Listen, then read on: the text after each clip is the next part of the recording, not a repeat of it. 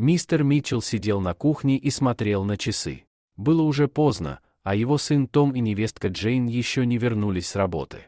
Это было подозрительно.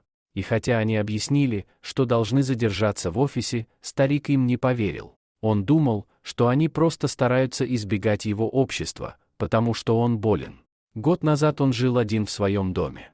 Его жена давно умерла, поэтому он решал все проблемы самостоятельно, пока не произошел один случай. Однажды, когда он ходил по магазинам, в его доме вспыхнул пожар. Когда мистер Митчелл узнал об этом, у него случился инсульт, приведший к параличу конечностей. Потом сын отвел его к себе домой. Благодаря хорошему обращению и сильному характеру через несколько месяцев старик начал ходить. Именно тогда у него возникла идея переехать в дом престарелых, чтобы больше не быть обузой для семьи сына. Кроме того, его старый сосед подливал масло в огонь. Она постоянно жаловалась мистеру Митчеллу на своих детей, которые мечтали избавиться от него. Кроме того, мужчина заметил, что его сын и невестка стали очень скрытными и стали поздно возвращаться с работы.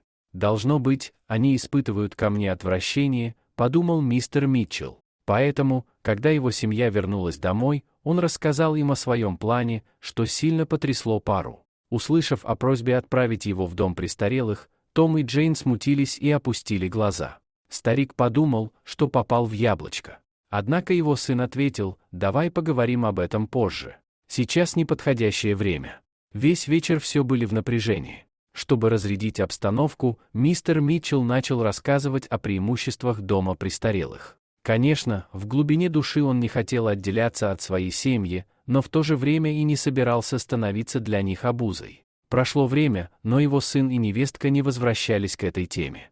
Это обеспокоило мистера Митчелла. Однако через несколько недель Том сказал отцу, что все готово к его переезду. На следующее утро семья погрузила вещи мистера Митчелла в машину и отправилась в путь. Всю дорогу старик не сводил глаз с дороги. Он не хотел пропустить, когда на горизонте появится его новый дом. Однако вскоре он заметил, что машина свернула на известную дорогу. Через несколько минут они припарковались возле старого дома мистера Митчелла. И тут старик чуть не потерял сознание. Он не мог поверить в то, что увидел. Он вышел из машины со слезами на глазах. Перед ним стоял его отремонтированный дом. Теперь он все понял. Выяснилось, что его родственники были заняты ремонтом его дома, поэтому постоянно опаздывали. Он сильно ошибся в намерениях сына и невестки. С тех пор мистер Митчелл начал жить самостоятельно в своем отреставрированном доме, гордясь тем, что является частью большой и дружной семьи.